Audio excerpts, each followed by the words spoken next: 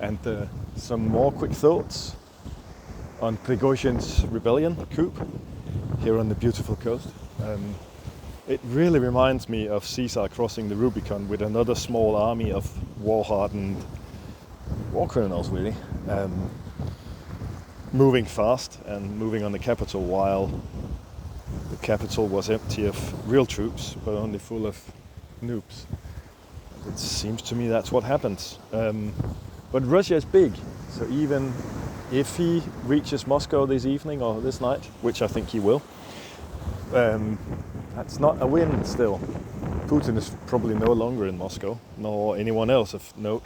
They will be in St. Petersburg or to the east. And there are still Russian armies that are not committed to the fight in Ukraine. They are committed to guarding borders. The ones in Ukraine, you can't pull them from the front. The Ukrainians will immediately break through.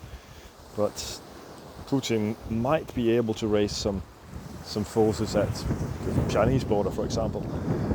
Can't say. Anyway, I predict it will be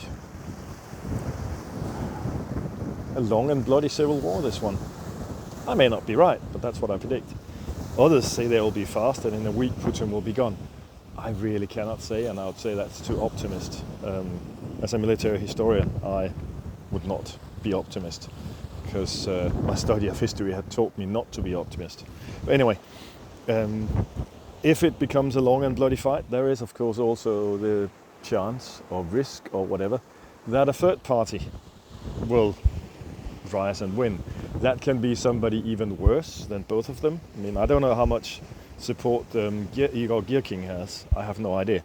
But could be him, could be somebody lower down in Putin's hierarchy that thinks that he wants to be Tsar instead of the Tsar. It could also be that the Russian opposition that has hidden, pretended not to be political, they might finally rise and take to the streets. It's really hard to say, but the possibilities exist, and they're worth considering when we think of the next couple of months.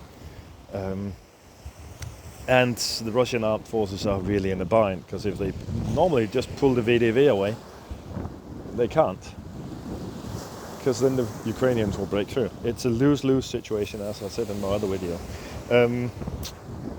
Yeah, it reminds me so much of Caesar, a war criminal,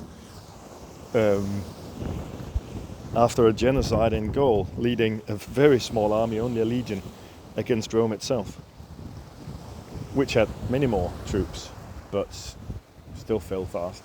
But then there was the civil war that raged all over the empire, and Russia is an empire, and it's a large empire, and it might be possible for Putin or Gerasimov, probably not Shoigu, he's the most bumbling fool I've ever seen in that position, but possibly Gerasimov or maybe even Putin, if he still has his wits about him, to raise an army, just like happened in the late Roman Empire with Caesar and his opponents.